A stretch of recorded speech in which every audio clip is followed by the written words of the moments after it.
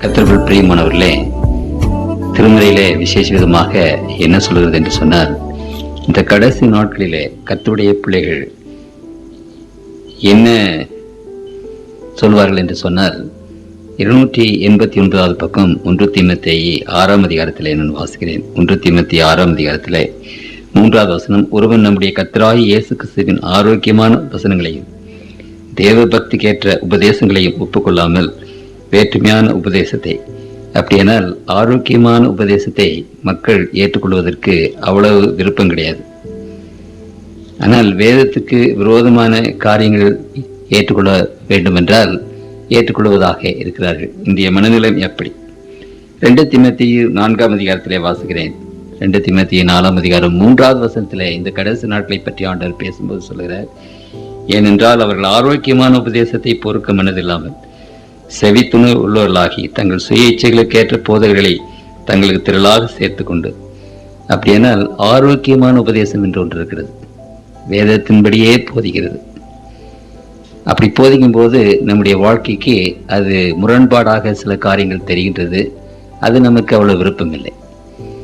ஆனாலும் கர்த்தருக்குள் பிரியமானவர்களே, நாம் ஆண்டவருடைய சன்னிதானத்திலே நிற்கும்போது ஆண்டவருடைய பிள்ளைகளிடத்தில் ஆண்டவர் கேட்கிற ஒரு விசேஷமான கேள்வி, அதை குறித்து தான் விசேஷமாக கர்த்தருடைய பிள்ளைகளாகிய உங்கள் மத்தியிலே நாங்கள் பேசுகிறோம். நமக்கு பிரியம் இருக்கிறதோ பிரியம் இல்லையோ அதல்ல, தேவனுடைய பிள்ளைகள் ஆண்டவருக்கு எது பிரியம் என்பதை நாம் கவனித்து அதற்கேற்றபடி நாம் வாழ வேண்டும். அதுதான் அங்கு இருக்கிறது. யோவான் 12ஆம் அதிகாரம் 45வது வசனத்தை 47வது வசனத்தை வாசிக்கிறேன். ஒருவனின் வார்த்தைகளை கேட்டும் விசுவாசியாமல் போனால் அவனை நான் நியாயம் தீர்ப்பதில்லை. நான் உலகத்தை நியாயம் தீர்க்க வராமல் உலகத்தை ரட்சிக்க வந்தேன். என்னை தள்ளி என் வார்த்தைகளை ஏற்றுக்கொள்ளாதவனை நியாயம் தீர்க்கிறது ஒன்று இருக்கிறது. நான் சொன்ன வசனமே அவனை கடைசி நாளில் நியாயம் தீர்க்கும். ஆகவே நாம் தேவனுடைய சன்னிதானத்தில் இந்த வேத வசனங்களுக்கு முன்பாக, ஆண்டவர் கொடுத்த 10 பிரமாணங்களுக்கு முன்பாகத்தான் நிற்க போகிறோம். அப்பொழுது ஆண்டவர் கேட்கிற கேள்வி, இந்த வசனத்தின்படி நடந்தாயா, 10 பிரமாணங்களின்படி நடந்தாயா என்ற 2 கேள்விதான். ஆகவேதான் கர்த்தருக்குள் பிரியமானவர்களே, இந்த வசனத்தையும் கற்பனைகளையும் விசேஷமாக உங்கள் மத்தியில் நாங்கள் வைக்கிறோம். ஏனென்றால் அதற்கு முன்னால தான் நாம் நிற்க வேண்டியது இருக்கிறது. ஆண்டவர் சொன்னார், என் வார்த்தைகளை என்னை தள்ளி என் வார்த்தைகளை என்று சொல்லுகிறார். அப்படியானால் இந்த வேத வாக்கியங்களை நாம் தள்ளும் போது அவரையும் தள்ளி விடுகிறோம் என்று நமக்கு புரிய வேண்டும். ஆண்டவர் சொன்ன வாக்கியத்தை நாம் தள்ளிவிடும் போது அவரையும் நாம் தள்ளிவிடுகிறோம் என்பதை நீங்கள் அறிந்து கொள்ள வேண்டும். ஆகவே கர்த்தருக்குள் பிரியமானவர்களே, சரி, முரண்பாடாக இருந்த போதிலும், உங்கள் வாழ்க்கைக்கு அதுக்கு சற்று விருப்பமற்றதாக இருந்த போதிலும் வந்து கேளுங்கள். ஏனென்றால் ஒருவேளை இந்த வசனங்களை கேட்டு மனதிலே வைத்திருந்தீர்களானால் வரப்போகிற நாட்களையாவது நாம் ரட்சிக்கப்படுவதற்கு நம்மை ஆயத்தம் செய்து கொள்ள முடியும். இந்த நாளில் நாம் விசேஷமாக கவனிக்க போகிற ஒரு விசேஷமான காரியம் ஆண்டவருடைய முத்திரை. ஆண்டவர் தமக்கென்று ஒரு முத்திரையை வைத்திருக்கிறார். அதே போலவே அதற்கு விரோதமான ஒரு முத்திரையும் இந்த உலகத்தில் இருக்கிறது. அதை பற்றியும் வேதாகமம் அங்கு பேசுகிறது. அப்படியானால் இந்த 2 முத்திரையினுடைய காரியம் என்ன என்பதை இன்றைக்கு கர்த்தருடைய பிள்ளைகள் அறிந்து கொள்வது மிகவும் அவசியம். இந்த உலகத்தில் ஏராளமான பேர் வந்து இந்த காரியங்களை கேட்பார்களானால் அது மிகவும் நன்றாக இருந்திருக்கும்.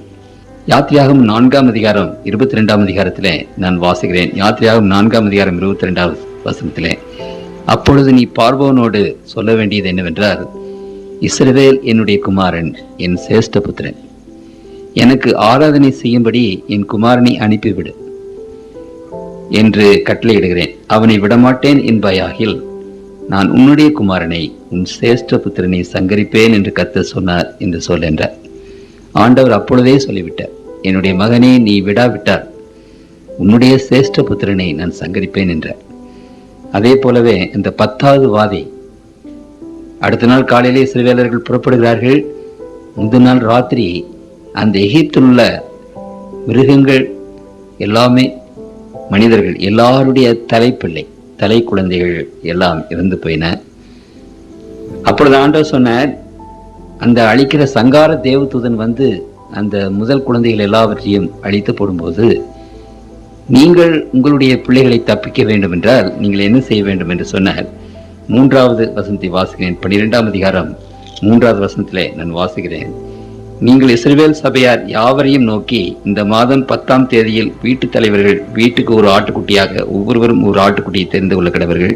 அதன் இரத்தத்தில் கொஞ்சம் எடுத்து தாங்கள் அதை புசிக்கும் வீட்டு வாசல் நிலைக்கால்கள் 2 நிலையிலும் மேல் சட்டத்திலும் தெளித்து, அந்த ராத்திரியிலே நான் எகிப்து தேசம் எங்கும் கடந்து போய் எகிப்து தேசத்துள்ள மனிதர் முதல் மிருக ஜீவன்கள் மட்டும் முதல் பேராயிருக்கிறவைகள் எல்லாம் அதம் பண்ணி எகிப்து தேவர்களின் மேல் நீதியை செலுத்துவேன். நானே கர்த்தர். நீங்கள் இருக்கும் வீடுகளில் அந்த இரத்தம் உங்களுக்கு அடையாளமாய் இருக்கும். அந்த இரத்தத்தை நான் கண்டு உங்களை கடந்து போவேன். நான் எகிப்து தேசத்தை அழிக்கும் போது அழிக்கிற வாதை உங்களுக்குள்ளே வராதிருக்கும். ஆண்டவர் சொன்னார், அந்த ராத்திரியிலே ஆட்டுக்குட்டி எடுத்து அதனுடைய இரத்தத்தை பிடித்து அதை வாசலிலே பூச வேண்டும் என்று சொன்னார். அப்படி அது அடையாளமாயிருக்கும். அந்த அடையாளத்தை பார்த்து நான் உங்கள் வீட்டை கடந்து போவேன், உங்கள் வீட்டிலே நான் வந்து சாவு வரப்பண்ணேன் என்று ஆண்டவர் சொன்னார். கர்த்தருக்குள் பிரியமானவர்களே, எத்தனையோ ஆயிரக்கணக்கான குழந்தைகள் அந்த ராத்திரியில இறந்து போயின. ஆனால் அந்த ரத்தம் இருந்த அந்த வீட்டில யாரும் சாகாமல் ஆண்டவர் காப்பாற்றினார். அநேக எகிப்தியர்கள் இஸ்ரவேலர்கள் செய்த மாதிரியே தாங்களும் செய்து தங்களுடைய பிள்ளைகளை காப்பாற்றி கொண்டார்கள். அடையாளம், கர்த்தருக்குள் பிரியமானவர்களே, அன்று ஆண்டவர் கொடுத்த அந்த அடையாளம் இந்த கடைசி நாட்களிலும் தேவனுடைய பிள்ளைகளுக்கு ஒரு அடையாளம் கொடுக்கப்படுகிறது. அந்த அடையாளத்தை பற்றி நாம் வாசிக்கும் போது, கர்த்தருக்குள் பிரியமானவர்களே, அன்றைக்கு அந்த பெரிய அழிவு எகிப்தின் மேல் வந்தது, அதே போல பிரம்மாண்டமான அழிவு இந்த உலகத்தின் மேல் வரப்போகிறது என்று நான் உங்களுக்கு எடுத்து சொன்னேன். அந்த அழிவு வருவதற்கு போது ஆண்டவர் தம்முடைய பிள்ளைகள் மத்தியிலே சொல்லுகிறார். சங்கீதம் 91:7, உன் பக்கத்தில் 1000 பேரும் உனது வலது பக்கத்தில் 10,000 பேர் விழுந்தாலும் அதை உன்னை அணுகாது. உன் கண்களால் மாத்திரம் நீ அதை பார்த்து துன்மார்க்கருக்கு வரும் பலனை காண்பாய். எனக்கு அடைக்கலமாயிருக்கிற உன்னதமான கர்த்தரை உனக்கு தாபரமாக கொண்டாய். ஆகையால் பொல்லாப்பு உனக்கு நேரிடாது, வாதையும் கூடாரத்தை அணுகாது. இங்கு இந்த 91வது சங்கீதத்துல ஆண்டவர் அந்த வரப்போகிற வாதை குறித்து பேசும்போது ஒரு வார்த்தை சொல்லுகிறார், உன் பக்கத்தில் 1000 பேரும் உனது வலது பக்கத்தில் 10,000 பேரும் விழுந்தாலும் மக்கள் ஆயிரக்கணக்காக மடிந்து போவார்கள், லட்சக்கணக்காக மடிந்து போவார்கள். நீ மாத்திரம் அதை கண்டு கண்களால் பார்த்து எந்த விதமான வாதையும் உன்னை அணுகாது என்று ஆண்டவர் சொன்னார். அப்படிப்பட்ட பயங்கரமான இந்த காலத்தை குறித்து ஆண்டவர் அங்கு பேசுகிறார். அப்படி பேசும்போது கர்த்தருக்குள் பிரியமானவர்களே, திருமறை ஒரு விசேஷமான காரியத்தை குறித்து பேசுகிறது. அப்படியானால் வரப்போகிற அந்த அழிவுக்கு நாம் தப்பும்படி கர்த்தருடைய பிள்ளைகளாகி நாம் என்ன செய்ய வேண்டும் என்பதை குறித்து திருமறை நமக்கு அநேக இடங்களிலே பேசுகிறது. அதை சிந்திக்க முன்பாக தலைவணங்கி ஜெபிப்போம். அன்புள்ள எங்கள் ஆண்டவரே, உம்முடைய சன்னிதானத்திலே உம்முடைய பிள்ளைகளாக நாங்கள் வந்து இந்த இடத்திலே கூடி உம்முடைய வசனங்களை சிந்திக்கும்படி எங்களுக்கு கிருபை செய்த தயவுக்காக ஸ்தோத்திரம் ஆண்டவரே. எத்தனையோ வேலைகளை ஜோலிகளை விட்டு உம்முடைய வசனத்தை கேட்க வந்திருக்கிற உம்முடைய பிள்ளைகளோடு இந்த நாளிலே நீர் பேசும் ஆண்டவரே.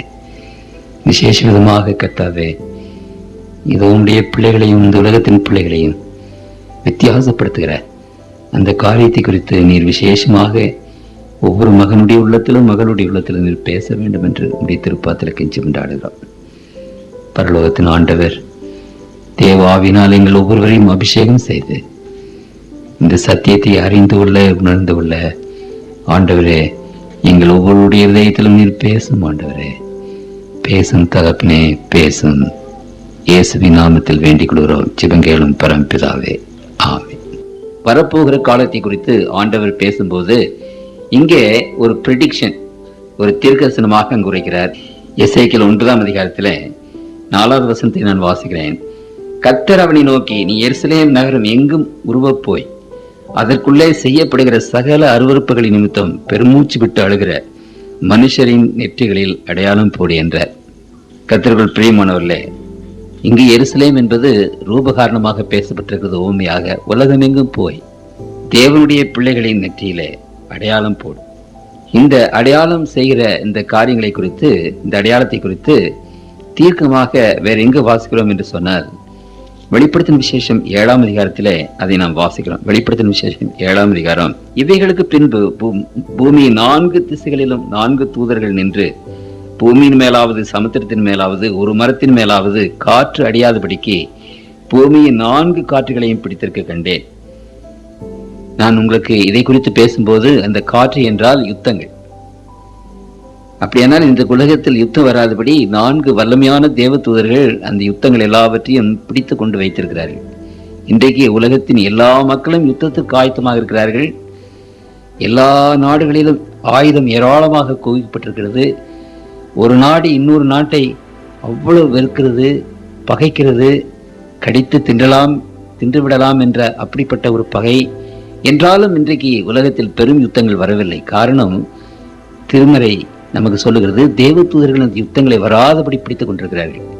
ஏனென்றால் இந்த யுத்தம், இனிமேல் யுத்தம் வருமானால் அது அணு யுத்தமாக ஆகிவிடும். உங்களுக்கு தெரியும், அந்த அணு யுத்தம் வந்து விடுமானால் இந்த உலகம் முழுவதுமாக அழிந்துவிடும், பயங்கரமாக அழிந்துவிடும் என்று நீங்களும் நானும் அறிவோம்.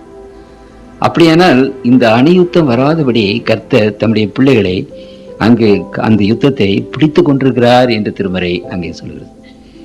பிடித்து கொண்டு இருக்கிறார் என்பது மாத்திரமல்ல, கர்த்தருக்குள் பிரியமானவர்களே, எதற்காக அப்படி பிடித்துக் கொண்டிருக்க வேண்டும் என்றால், அங்கு திருமறை சொல்லுகிறது 2வது வசனம், ஜீவனுள்ள தேவனுடைய முத்திரையை கோலையுடைய வேறொரு தூதன் சூரியன் உதிக்கும் திசையிலிருந்து ஏறி வர கண்டேன். அவன் பூமியையும் சமுத்திரத்தையும் சேதப்படுத்துகிறதுக்கு அதிகாரம் பெற்ற அந்த 4 தூதரை நோக்கி, நாம் நமது தேவனுடைய ஊழியக்காரரின் நெற்றிகளில் முத்திரை போட்டு தீர்மளவும் பூமியையும் சமுத்திரத்தையும் மரங்களையும் சேதப்படுத்தார்கள் என்று மகா சத்தமாக கூப்பிட்டு சொன்னார். ஏன் ஆண்டவர் அந்த தேவ தூதர்கள் அந்த காற்றுகளை, அந்த யுத்தங்கள் வராதபடி பிடித்துக் கொண்டிருக்கிறார்கள் என்றால், தம்முடைய ஊழியக்காரர்களின் நெற்றிகளில் நாம் முத்திரை போட்டு தீர்மளவும் இந்த யுத்தங்கள் வரக்கூடாது. அப்படி யுத்தம் வந்தால் எல்லாம் அழிந்து விடுவார்கள், ஊழியக்காரர்களும் அழிந்து விடுவார்கள், கர்த்தருடைய பிள்ளைகளும். ஆகவே கர்த்தருடைய பிள்ளைகள் நெற்றியில முத்திரை போட்டு தீர்மளவும் இந்த யுத்தம் வரக்கூடாது.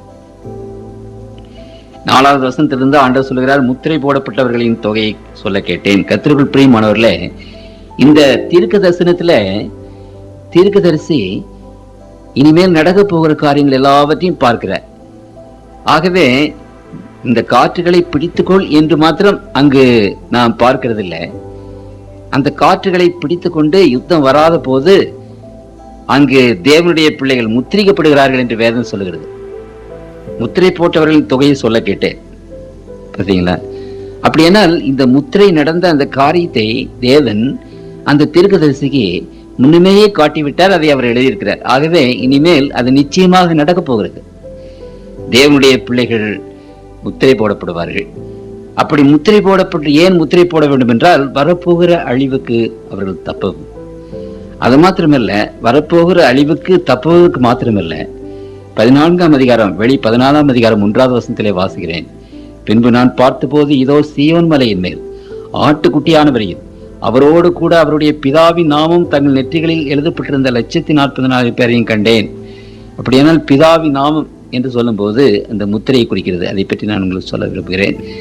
ஆகவே தேவனுடைய சிங்காசனத்துக்கு முன்பாக சீயோன் மலையிலே அந்த முத்திரை போடப்பட்டவர்கள் நிற்பதை நான் கண்டேன் என்று தீர்க்கதரிசனத்திலே சொல்கிறார். ஆகவே உலகத்தில் வரப்போகிற அழிவுக்கு தப்பின அவர்கள் தேவனுடைய சன்னிதானத்திலே போகிறார்கள். ஆகவே தேவனுடைய முத்திரை அந்த மக்களை போடப்பட்டு, அந்த முத்திரை பெற்ற மக்கள் வரப்போகிற பெரும் அழிவுக்கு தப்புவது மாத்திரமில்லாமல் அவர்கள் தேவனுடைய சிங்காசனத்துக்கு முன்பாக நிற்கப் போகிறார்கள் என்பதையும் அங்கே சொல்லப்பட்டிருக்கிறது.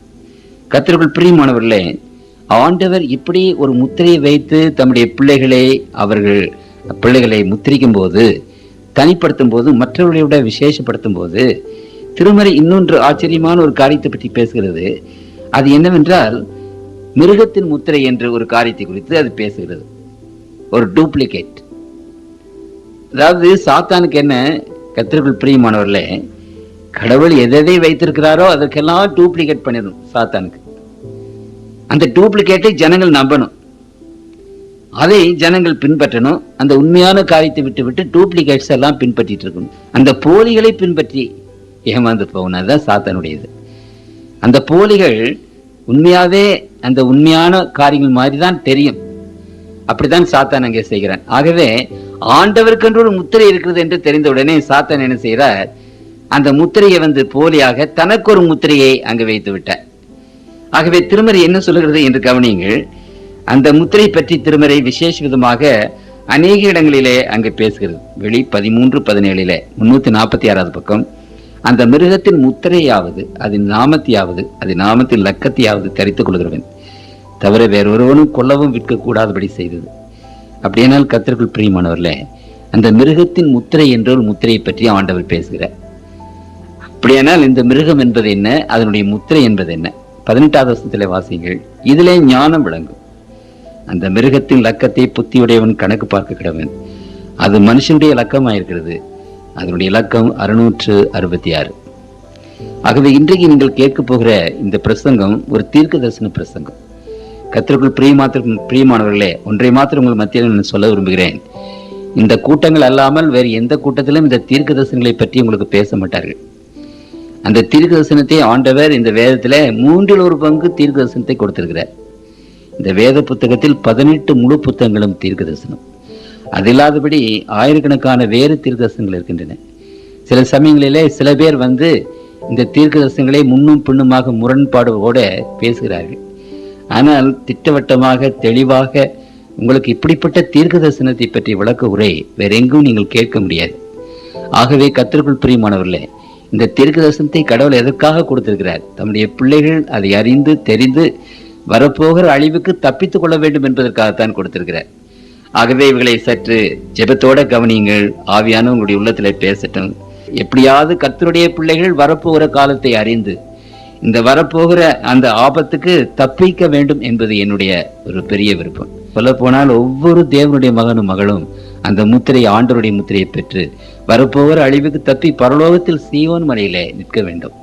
அப்படிப்பட்ட ஒரு பெரிய கிருபை ஆண்டவர் விசேஷமாக தம்முடைய பிள்ளைகளுக்கு அங்கு தருவாராக.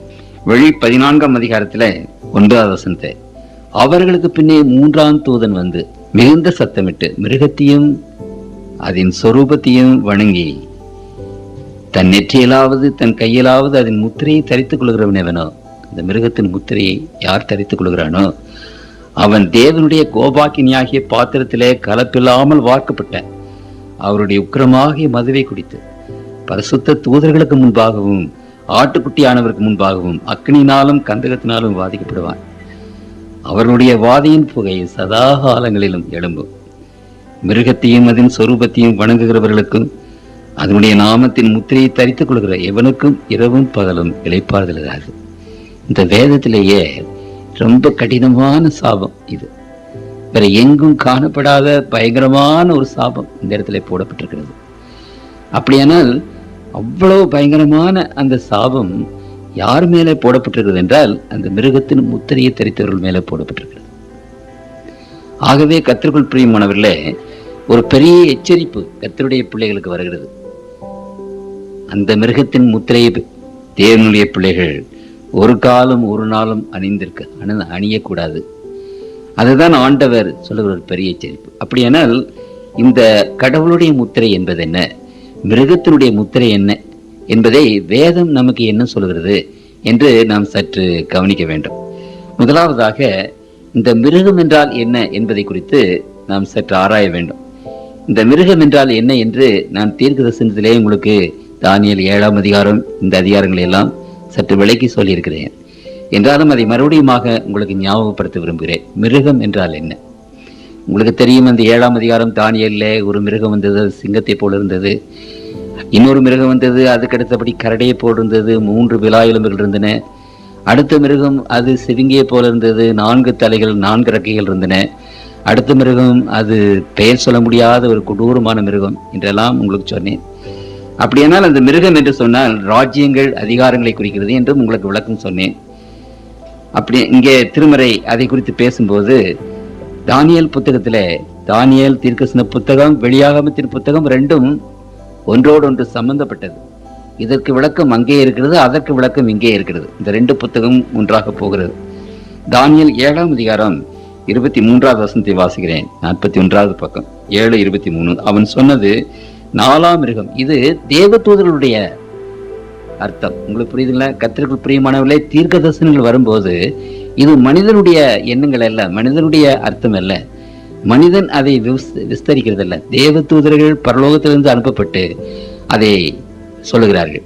ஆகவே அவன் என்றால் அந்த தேவ தூதன். இந்த 7ஆம் அதிகாரத்தை தானியேல் பார்த்து அது புரியாமல் திகைக்கையில் அங்க காபிரியல் தேவதூதன் வந்து அதற்கு என்ன செய்கிறார், விளக்கம் சொல்லுகிறார். அந்த விளக்கத்தில் அவர் சொல்லுகிறது, அவன் சொன்னது 4ஆம் மிருகம் பூமியிலே உண்டாகும் 4ஆம் ராஜ்யமா, அது எல்லா ராஜ்யங்களை பார்க்கலும் வேறாயிருந்து பூமியெல்லாம் பட்சித்து அதை மிதித்து அதை நொறுக்கி போட்டது. அப்படியானால் 4வது மிருகம், அந்த மிருகம் என்று சொன்னால் திருமறை என்ன சொல்கிறது, ராஜ்யங்களை குறிக்கிறது. நான் உங்களுக்கு அதற்கு விளக்கம்னு சொன்னேன். 2 நாய்க்கு ஒரு எலும்பை போட்டா எப்படி அது கடித்து குதிரை சண்டை போட்டுக்கிறதோ, அதே போல ஒரு சின்ன நாட்டுக்காக, ஒரு சில காரியங்களுக்காக நாடுகள் பயங்கரமாக சண்டை போடுகின்றன.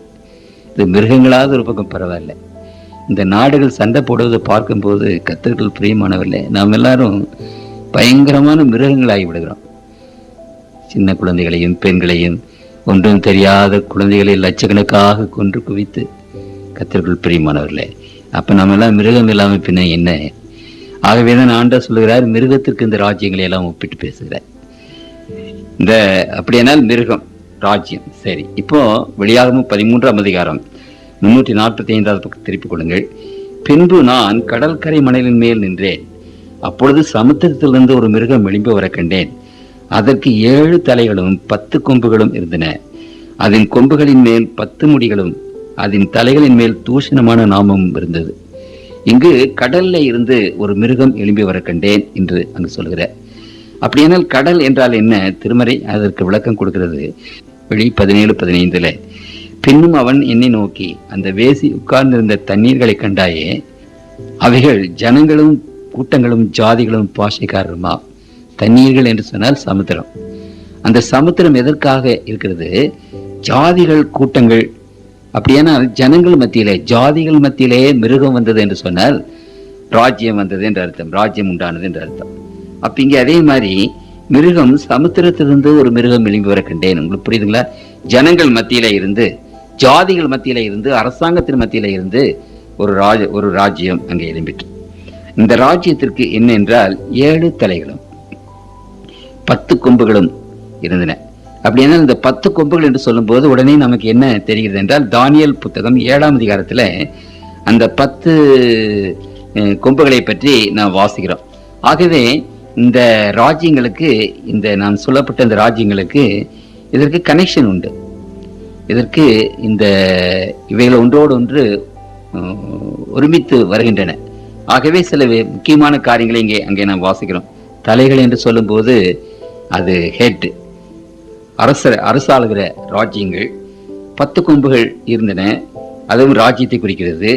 அதன் கொம்புகளின் மேல் 10 முடிகளும் அதன் தலையின் மேல் தூஷணமான நாமம் இருந்தது.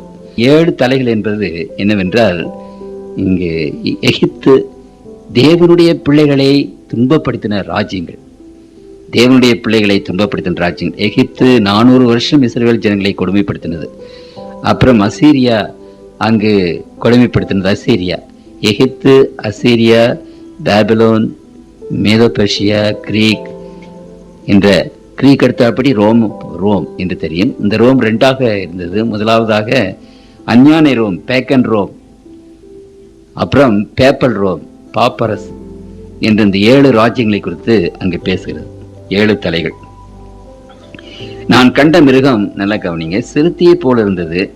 அதன் கால்கள் கரடியின் கால்களைப் போலவும் அதன் வாய் சிங்கத்தின் வாய் போல இருந்த. நன்றாக கவனிங்கள். இந்த தானியேல் 7ஆம் அதிகாரத்தில் என்ன வாசித்தோம்?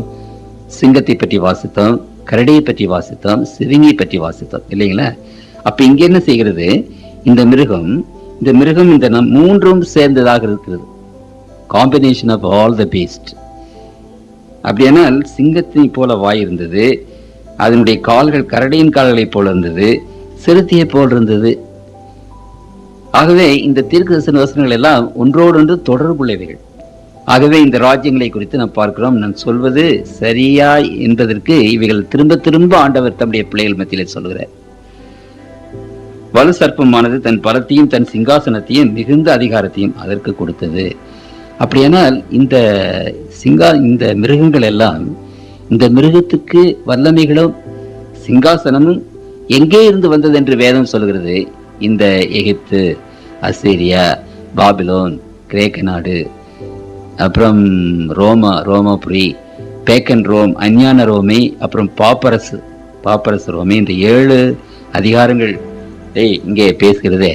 இந்த 7 அதிகாரங்களுக்கும் வல்லமை எங்கிருந்து வந்தது, இந்த 7 அதிகாரங்களுக்கும் சிங்காசனம் எங்கிருந்து வந்தது என்று சொல்லும் போது ஆண்டவர் சொல்கிறார், வலு சர்ப்பமானது தன் பலத்தையும் தன் சிங்காசனத்தையும் மிகுந்த அதிகாரத்தையும் அதற்கு கொடுத்தது.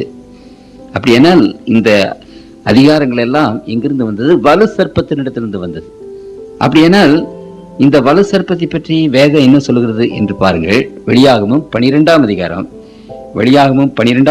9வது வசனம். உலகம் அனைத்தையும் மோசம் போக்குகிற பிசாசு என்றும் சாத்தான் என்றும் சொல்லப்பட்ட பழைய பாம்பாகிய பெரிய வலு சர்ப்பம் தள்ளப்பட்டது. உங்களுக்கு புரியுதுங்களா? அப்படியானால் வலு சர்ப்பம் என்பது என்ன? பிசாசு. ஆகவே வலு சர்ப்பமானது என்றால் பிசாசானவன் தன்னுடைய மிகுந்த அதிகாரத்தையும் பலத்தையும் சிங்காசனத்தையும் இந்த நாடுகளுக்கு கொடுத்தது. சரி, எந்த நாடுகளுக்கு கொடுத்தது? எகிப்து, பாபிலோன், அசீரியா என்ற இந்த நாடுகளுக்கு கொடுத்தாலும் பரவாயில்ல. அந்த 7வது நாடு என்ன? பாப்பரசு கத்தோலிக்க திருச்சபை உலகத்தை ஆண்டது, இன்னைக்கும் ஆளுகிறது. தெரியுமா உங்களுக்கு? இந்த கத்தோலிக்க திருச்சபை போல வல்லமையுள்ள ஒரு திருச்சபை உலகத்திலே கிடையாது. இன்றைக்கு ஐரோப்பா, அமெரிக்கா கூட இன்றைக்கு பாப்பரசர் என்ன சொல்கிறாரோ அதைத்தான் கேட்கிறார்கள். ரோமன் கத்தோலிக்க, அதாவது புராட்டஸ்டன்டாக இருந்த அமெரிக்கா இன்றைக்கு மெஜாரிட்டி ரோமன் கத்தோலிக்காக மாறி இருக்கிறார்கள். ஆகவே பாப்பரசருடைய அதிகாரம், ஆளுகை இன்றைக்கு உலகத்தின் எல்லா பாகங்களையும் கட்டுப்படுத்துகிறது. நம்முடைய இந்தியாவில் பாப்பரசருடைய பிரதிநிதி இந்தியன் கவர்மெண்ட்ல இருக்கிறார். இன்றைக்கு பாப்பரசருடைய அம்பாசிடர்ஸ் உலகத்தின் எல்லா நாடுகளிலும் இருக்கிறார்கள். ஜவஹர்லால், அவர் மறைந்து போன நம்முடைய பிரதமர் நேரு, அவருக்கு மிகுந்த ஒரு பெரிய ஆலோசகராக இருந்தது கேத்தலிக் கார்டினல். ஆகவே இன்றைக்கு உலகம் முழுவதும் இருக்கிற எல்லா நாடுகளிலும் பாப்பரசருடைய பிரதிநிதி அங்கு இருக்கிறார் என்பதை நீங்கள் கவனிக்க வேண்டும். ஆகவே இன்றைக்கு அது ஒரு பெரிய வல்லமை. அந்த வல்லமை எங்கிருந்து வந்தது என்று வேதம் சொல்லுகிறது? அந்த வலு சர்ப்பத்திலிருந்து வந்தது என்று அந்த வேதம் சொல்லுகிறது. உங்களுக்கு அது ஆச்சரியமாக இருக்கிறதா? சரித்திரத்தை நீங்கள் வாசி பார்த்தீர்களானால் உங்களுக்கு தெரியும். நான் உங்களுக்கு அதை குறித்து சொல்லியிருக்கிறேன். அந்த காலத்து ரோமராயர்கள், நீரோ போன்ற ரோமராயர்கள், டெலிஷியன் என்று சொல்லப்பட்ட ரோமராயர்கள், இப்படிப்பட்டவர்கள் எல்லாரும் கிறிஸ்தவர்களை துன்புறுத்தினார்கள், கிறிஸ்தவர்களை சித்திரவதை செய்தார்கள். டார்ஜான் என்று சொல்லப்பட்டவர். இதை பற்றி நீங்கள் வாசிக்கிறீர்கள். இரத்த சாட்சிகள் என்ற ஒரு புஸ்தகம் எல்லா இடத்திலும் கிடைக்கிறது. அதை வாங்கி நீங்கள் வாசிங்கள். இந்த ரோம அரசர்கள், பேக்கன் ரோம், அவர்கள் அஞ்ஞான ரோமை, கிறிஸ்தவ ரோமை அல்ல, அஞ்ஞான மார்க்கத்தை அவர்கள் கடைபிடித்தவர்கள். அந்த அரசர்கள் கிறிஸ்தவர்களை கொன்று குவித்தார்கள். 5 லட்சம் பேரை கொன்றார்கள். ஆனால் 3வது நூற்றாண்டிலே கான்ஸ்டன்டைன் என்று சொல்லப்பட்ட ரோமராயன் கிறிஸ்துவ மதத்திலே வந்தார். அவர் அந்த ரோம நாடு கிறிஸ்துவ நாடாக மாறிவிட்டது. உங்களுக்கு புரியுதுங்களா? ஆகவே ரோம நாட்டை 2ஆக சரித்திர ஆசிரியர் பிரித்திருக்கிறார்கள். ஒன்று அஞ்ஞான ரோமை, பேக்கன் ரோம் என்று சொல்லப்பட்டிருக்கிறது. இன்னொன்று பேப்பல் ரோம், பாப்பரசருடைய ஆதிக்கத்தில் இருக்கிற ரோமா. அப்படியானால் அந்த குணசந்திராயன் தன்னுடைய தலைநகரை ரோமாபுரியில இருந்து கான்ஸ்டான்டினோபிள், குணசந்திராயன் அந்த கான்ஸ்டான்டினோபிளை கட்டின போது கான்ஸ்டன்டைன் தன்னுடைய பெயரை அந்த கான்ஸ்டான்டினோபிள் என்ற பட்டணத்துக்கு வைத்தார். அங்கே மாற்றி கொண்டு போன போது இந்த ரோமாபுரி எத்தனையோ வருஷ காலமாக அரசு பீடமாக இருந்தபடினாலே மக்கள் யாவரும் இந்த ரோமாபுரியை தான் அரசு பீடமாக வைத்தார்கள், யோசித்துக் கொண்டிருந்தார்கள். ஆகவே அந்த ரோமாபுரியில் இருந்த அந்த பிஷப் என்ன செய்தார் என்றால், ஒரு அரச அதிகாரம் பெற்றவராக அவர் எல்லா பிஷப்களுக்கும் மேலாக மாறி பாப்பா அல்லது போப்பரசர் என்ற பெயரை அவர் வைத்துக் கொண்டார். அப்போ கிறிஸ்துவ மார்க்கத்திற்கு தலைவர் மாத்திரமல்ல, அந்த ரோம அரசாங்கத்துக்கும் அவர் தலைவராக இருந்தார். Civil as well as religious powers, இந்த 2க்கும் அவர் அரசராக இருந்தார் என்று நாம் பார்க்கிறோம். ஆகவே இந்த ரோமாபுரி அரசு அது அஞ்ஞான அரசாக இருந்த போது அந்த பிசாசனுடைய அதிகாரம் வல்லமை என்று போடப்பட்டிருக்கிறது. சரி, அது கிறிஸ்துவ அரசாக பாப்பரசாக மாறின பிற்பாடும் வேதம் என்ன சொல்கிறது? பாப்பரசருடைய சீட்டாக மாறிவிட்டது, அதனுடைய இருப்பிடமாக மாறிவிட்டது. அப்படியானால் பாப்பரசருடைய வல்லமைகள் அந்த படை முதலான எல்லா காரியங்களும் பாப்பரசருக்கு கொடுக்கப்பட்டது. ஆகவே திருமறை என்ன சொல்லுகிறது, அது தன் சிங்காசனத்தையும் மிகுந்த அதிகாரத்தையும் தன் பலத்தையும் அதற்கு கொடுத்தது. அப்படியானால் பிசாசானவனுடைய அதிகாரம் அஞ்ஞான அஞ்ஞான நாடுகளுக்கு எப்படி இருந்ததோ அதே மாதிரிதான் கிறிஸ்தவ மாடான கத்தோலிக்க தலைவரான பாப்பரசருக்கும் இருக்கிறது என்று வேதம் அங்கே சொல்கிறது. கர்த்தருக்குள் பிரியமானவர்களே, சில சமயங்களிலே மற்றவர்களை பற்றி நாம் குறை சொல்வது எனக்கு கொஞ்சம் கூட பிடிக்கிறது கிடையாது. கர்த்தருடைய பிள்ளைகள் யாரையும் குறை சொல்லி பழக்கவும் இல்லை, எனக்கு அது பிடிக்கவும் செய்யாது. ஆனாலும் வேதத்தில் சில காரியங்கள் ஆண்டவர் சொல்லுகிறார். அதை சொல்லியும் போது அதை நாம் மக்களுக்கு சொல்லித்தான் ஆக வேண்டியது இருக்கிறது. இது நான் சொல்லுகிற காரியம் அல்ல, இது கடவுள் சொல்லுகிற காரியம். அப்படியானால் கடவுள் எதை சொல்லுகிறார்? உண்மையே உண்மை என்று சொல்லுகிறார். அது நடந்ததாக சொல்லுகிறார். புரியுதுங்களா? ஆகவே உங்களுக்கு தெரியும், சரித்திரத்தில் நீங்கள் வாசிப்பீர்களானால் அந்த ரோமாபுரியின் இருந்த ஆண்டு அரசர்களுடைய அத்தனை அதிகாரத்தையும் அத்தனை வல்லமைகளையும் அந்த சிங்காசனத்தையும் பாப்பரசர் பிடித்துக் கொண்டார். ஆகவே அது அப்படித்தான் போடப்பட்டிருக்கிறது. ஆனால் இந்த அதிகாரம் எல்லாம் எங்கிருந்து வந்தது? கர்த்தருக்குள் பிரியமானவர்களே, இதெல்லாம் அந்த வலு சர்ப்பத்தினிடத்திலிருந்து வந்தது என்று வேதம் சொல்கிறது. ஆகவேதான் நான் உங்களுக்கு சொன்னேன், கிறிஸ்தவ மார்க்கம் இந்த வேத புத்தகம் அந்த கத்தோலிக்கர்கள் கையிலிருந்து தான் வந்தது. ஆண்டவர் இந்த வேத புத்தகத்தை எப்படி அங்கு பத்திரமாக கொண்டு வந்தார் என்பது ஒரு பெரிய விசித்திரமான ஒரு வியக்கத்தக்க ஒரு கதை. விக்கிரகத்தை வைத்திருக்கிற ரோமன் கத்தோலிக்க சபைகள் இந்த வேத புத்தகத்தை விக்கிர ஆராதனை செய்யாதிருப்பாயாக என்ற அந்த கட்டளையை அப்படியே எடுத்திருக்கலாம். அவர்கள் தங்களுடைய குறிப்பிடத்தில் அதை எடுத்து விட்டார்கள், வேதத்தில் எடுக்க விடல ஆண்டவர். அப்படியானால் இந்த வேதத்தில் இப்பொழுது அவர்கள் கை கொள்ளுகிற ஏராளமான காரியங்களை இந்த வேதத்தில் ஆங்காங்கே எழுதி வைத்திருக்கலாம். ஆனா ஆண்டவர் எழுதி வைக்க விடலை. அதுதான் ஒரு பெரிய ஆச்சரியம். இன்றைக்கு அவர்கள் வைத்திருக்கிற வேதாகத்திலையும் இப்படித்தான் இருக்கிறது. இது ஒரு பெரிய ஆச்சரியமாக கர்த்தர் தம்முடைய பிள்ளைகளுக்கு இந்த வேதத்தை பாதுகாத்து கொண்டு வந்து கொடுத்திருக்கிறார். இந்த வேத புத்தகம் ரோமன் கத்தோலிக்க திருச்சபை கையில 1260 வருஷம் இருந்தது. எந்த வேற்றுமையும் செய்திருக்கலாம், எதையும் திருத்திருக்கலாம், அவர் திருத்தல. அதை ஆண்டவர் பாதுகாத்து அப்படியே நம் கையிலே கொண்டு வந்து கொடுத்திருக்கிறார். அதுவும் அவர்களை பற்றி ஏராளமாக இங்கு சொல்லப்பட்டிருக்கிறது. கர்த்தருக்குள் பிரியமானவர்களே, அமெரிக்க நாடு அங்கு ரஷ்ய நாடு ரெண்டும் போட்டி போட்டுக்கொண்டு முன்னுக்கு வந்து கொண்டிருந்த போது எல்லோரும் என்ன பேசினார்கள்? ரஷ்ய நாடு முதல் நாடு, ரஷ்யாவுக்கு அதிக மதிப்பு கொடுத்து ரஷ்யா ரஷ்யா என்று பேசிக் கொண்டிருந்தார்கள். ஆனால் வேதத்துல ரஷ்யாவை பற்றி கொஞ்சம் தான் பேசுது, ஏதோ 2-3 இடங்கள்ல தான் பேசுது. ஆனால் அமெரிக்காவை பற்றி ஏராளமான இடங்களிலே பேசுது. தீர்க்கதரிசனத்தில் அமெரிக்கா என்ற சொற்பொழி வருகிறது. இந்தியா அமெரிக்கா தீர்க்கதரிசனத்தில் இந்தியா என்ற சொற்பொழி கூட வருகிறது. ஒருவேளை அதெல்லாம் பேசுவதற்கு நேரம் இருக்குமோ என்னமோ தெரியாது. என்றாலும் அமெரிக்காவை பற்றி வேதத்தில் அநேக இடங்களிலே வருகிறது. ஆகவே நாங்கள் என்ன பிரசங்கம் பண்ணினோம்? இந்த அமெரிக்க நாடு ஒரு உலகத்தின் தலை சிறந்த நாடாக அநேக வருஷங்கள் இருக்கும், இனியும் இருக்கும் கொஞ்ச நாளைக்கு என்றுதான் வேதம் பேசுகிறது. திடீரென்று அந்த ரஷ்யா நாடு போன விதம் என்னென்றே தெரியல. வேதம் பொய்யாகாது, கர்த்தருக்குள் பிரியமானவர்களே. ஆகவே இங்கு நாம் வாசிக்கிறோம், இந்த ரோமன் கத்தோலிக்க திருச்சபைக்கு ஆண்டவர் இந்த அதிகாரம் எல்லாம் எங்கிருந்து வந்தது? அந்த வலு சர்ப்பத்தினிடத்திலிருந்து வந்தது. அப்பதான் நான் உங்களுக்கு சொன்னேன், அந்த அஞ்ஞான மார்க்கத்தின் கொள்கைகள் அத்தனையும் ரோமன் கத்தோலிக்க மார்க்கம் எடுத்துக்கொண்டது.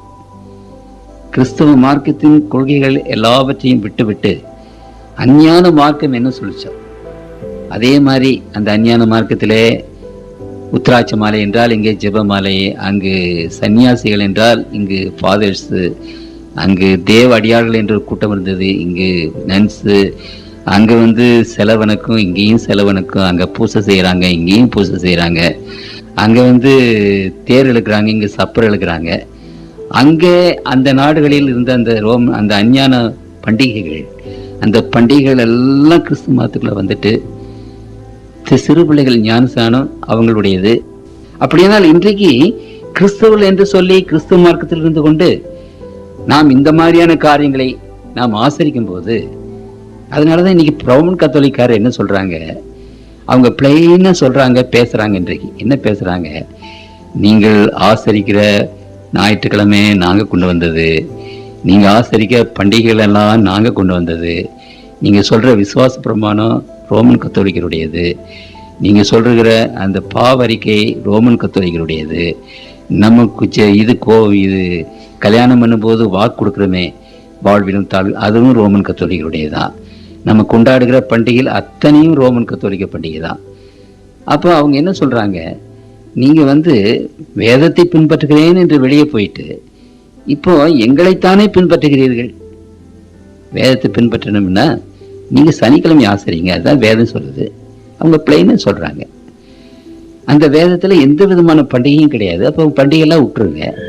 நீங்க எல்லா பண்டிகைகளையும் ஆசரிச்சுட்டு, ஞாயிற்றுக்கிழமை ஆசரிச்சுட்டு, அந்த சிறு பிள்ளை ஞானஸ்தானத்தை ஆசரிச்சுட்டு, இது எங்களுடைய கொள்கையை நாங்க கொண்டு வந்தது. அவங்க எங்கிருந்து கொண்டு வந்தாங்க? எல்லாம் அந்நிய மார்க்கத்துல இருந்து கொண்டு வந்துட்டாங்க.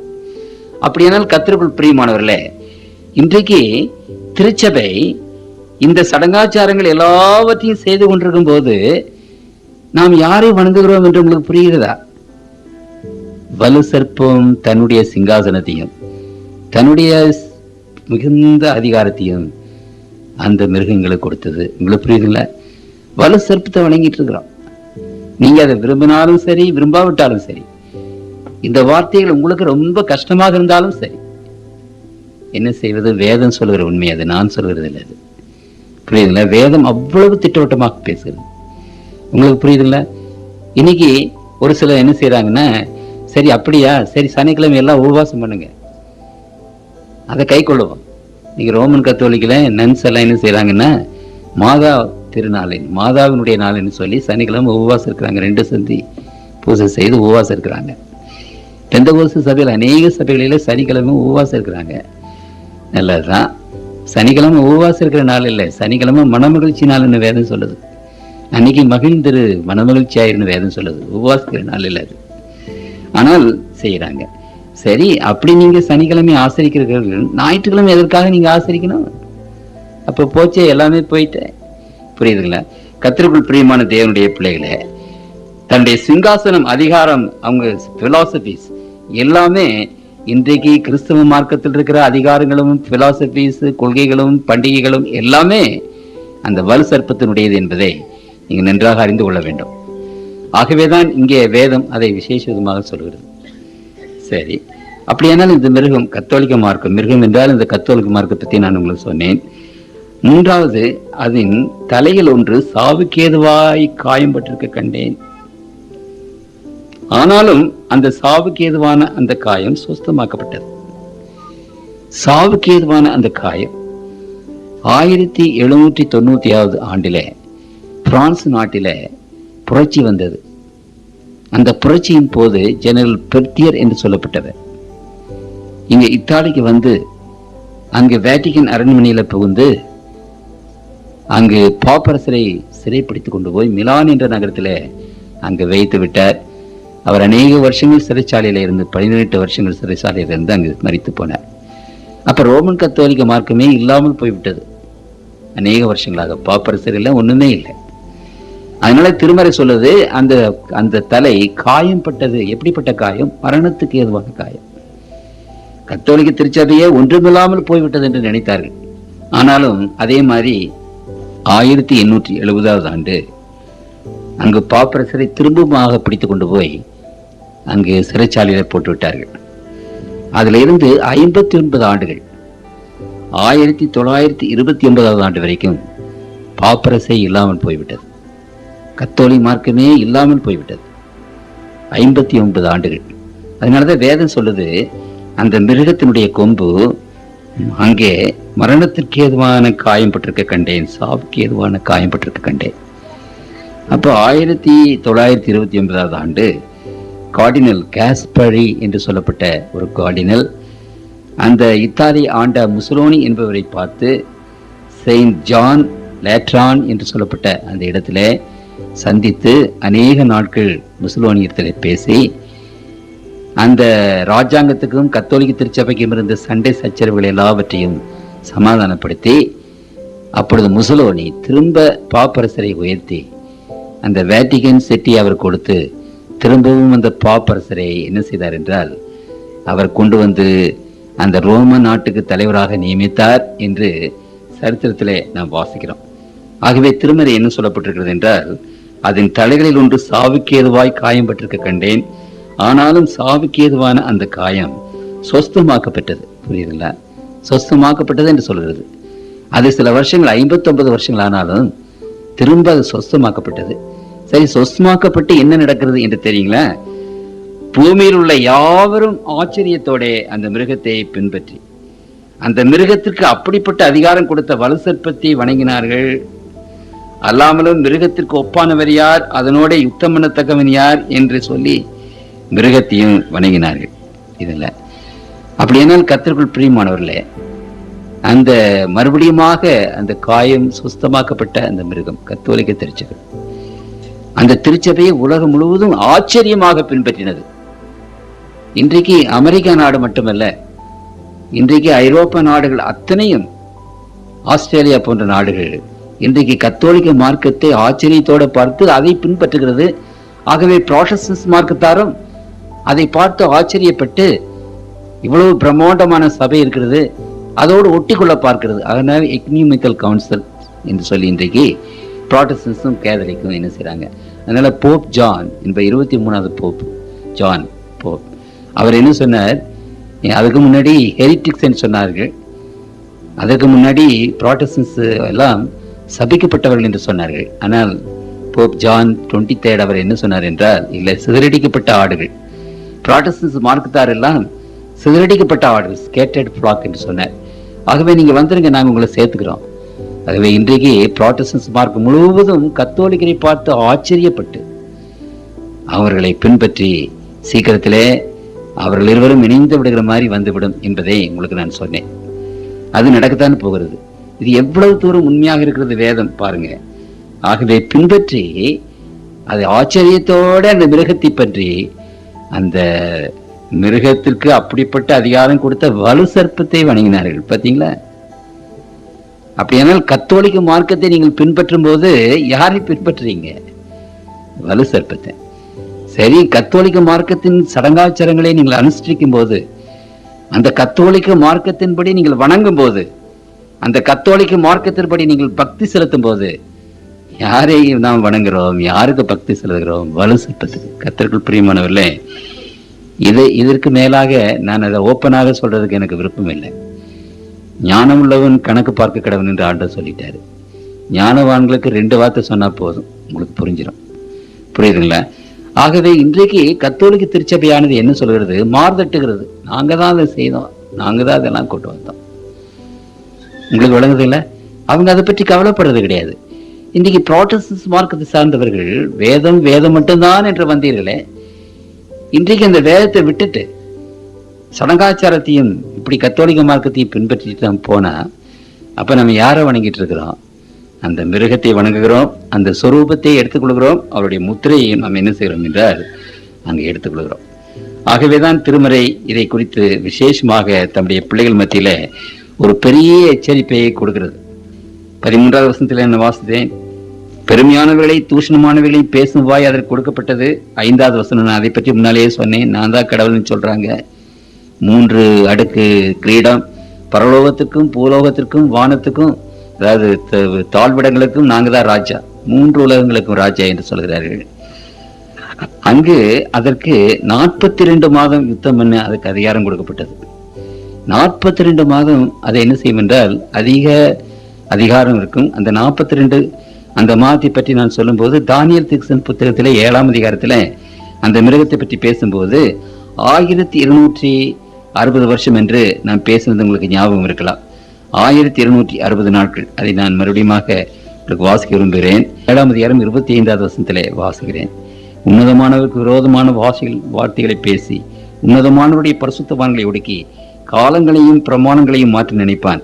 அவர்கள் ஒரு காலமும் காலங்களும் அரை காலமும் செல்லும் மட்டும் அவன் கையில் ஒப்புக் கொடுக்கப்படுவார்கள். அப்படியானால் 3 வருஷம் காலம் அதுக்கு சொல்லும் போது நான் 3 வருஷம் என்று சொன்னேன். இந்த 3 வருஷத்துல எத்தனை மாதம் இருக்கிறது? 42 மாதம். உங்களுக்கு புரியுதுங்களா? இதெல்லாம் தொடர்பாக வருகிறது. 42 மாதம் அவர்கள் 538 இருந்து 1792 வரைக்கும் அவருடைய அதிகாரம். 98 அந்த மரண காயத்தை அவர்கள் அடைந்து கொண்டார்கள். இதெல்லாம் அந்த மிருகம் யார் என்பதை சுட்டி காட்டுவதற்கு நமக்கு கொடுக்கப்பட்ட சாட்சிகள். சரி, அப்போ இந்த மிருகத்துல 18வது அதிகாரம் இன்னும் 18வது வசனத்துல இன்னொரு இது இருக்குது, இன்னொரு விளக்கம் இங்கே கொடுக்கப்பட்டிருக்கிறது. இதுல ஞானம் விளங்கும். அந்த மிருகத்தின் லக்கத்தை புத்தியுள்ளவன் கணக்கு பார்க்க கிடவன், அது மனுஷருடைய லக்கம் ஆயிருக்கிறது. அதனுடைய லக்கம் 666. சரி, ரோமன் கத்தோலிக்க அந்த பாப்பரசருக்கு ஒரு பெயர் என்னவென்றால் வைக்கர் ஆஃப் கிரைஸ்ட், கிறிஸ்துவனுடைய பிரதிநிதி என்று பெயர். அவர் சிங்காசனத்திலே உட்காரும் போது, அபிஷியலாக உட்காரும் போது அவருக்கு ஒரு கிரீடம் சூட்டப்படும். அந்த கிரீடத்துல என்ன எழுதப்பட்டிருக்கிறது? லத்தீன்ல என்ன எழுதப்பட்டிருக்கிறது? வைக்கேரியஸ் ஃபிலிடாய் என்று எழுதப்பட்டிருக்கிறது. வைக்கேரியஸ் ஃபிலிடாய், அது என்னவென்றால் கிறிஸ்துவின் பிரதிநிதி என்று அங்கே இருக்கப்பட்டிருக்கிறது. அப்படி என்னால் வைக்கேரியஸ் ஃபிலிடாய்ங்கிறது தான் அவருடைய அபிஷியல் டைட்டில், பாப்பரசுடைய அபிஷியல் டைட்டில். அந்த டைட்டில் அது நல்லா பாருங்க, ஞானம் விளங்கும் அந்த மிருகத்தின் லக்கத்தை புத்தியுடவன் கணக்கு பார்க்கிறவன், அது மனுஷனுடைய லக்கமாயிருக்கிறது. அதனுடைய லக்கம் 666, மனுஷனுடைய லக்கம் இல்ல, அது ஒரு மனுஷனுடைய லக்கம். இங்கு 14ஆம் அதிகாரத்திலே வாசிக்கும் போது 11வது வசனம், அங்கே அதனுடைய நாமத்தின் முத்திரையை தரித்துக் கொள்கிற எவனுக்கும் இளைப்பாறுதல் இராது. அந்த மிருகத்தையும் அதன் சொரூபத்தையும் வணங்குகிறவர்களுக்கும் அதனுடைய நாமத்தின் முத்திரையை தரித்துக் கொள்கிறவர்களுக்கும். அப்படியானால் அந்த முத்திரை என்று அங்கே வருகிறது, அதனுடைய நாமம். அப்படியானால் இன்றைக்கு அவருடைய நாமம் என்னவென்றால் அபிஷியல் வைக்கேரியஸ் ஃபிலிடாய். இதற்கு கணக்கு இருக்கிறது. உதாரணமாக நீங்க 5வது வகுப்புன்னு சொன்னா வி மாதிரி போடுறீங்கள, 5 உங்களுக்கு புரியுதுங்களா? 10 என்றால் எக்ஸ் மாதிரி போடுறீங்கல்ல, அது மாதிரி அது கணக்கு இருக்கிறது. அது மாதிரி வீன்னு போட்டா 5, ஐன்னு சொன்னா 1, சீன்னு சொன்னா சென்டினரி 100, ஏன்னு சொன்னா இல்லை கணக்குல, 6ன்னு சொன்னா அது இல்லை, அப்புறம் ஐன்னு சொன்னா 1, வி யூ ஒன்றுதான் கணக்குல, அதனால அது 5.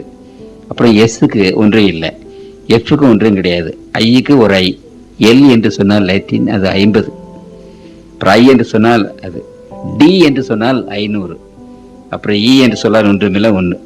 ஆகவே இந்த வைக்கேரியஸ் ஃபிலிடாய் என்று சொல்லப்பட்ட அந்த வார்த்தைகளுக்கு நீங்க கணக்கு போட்டு பார்த்தீங்கன்னா கரெக்டா 666 வருது. இதை கொஞ்ச நேரத்தில் உங்களுக்கு தர்றேன். நான் ஒரு புத்தகத்துல அவசரமா எழுதி அதை சைக்கிளோ ஸ்டைல் பண்ணோம், அதுவும் கையில கொடுக்குறாது, நீங்க போய் வாசித்து பாருங்க.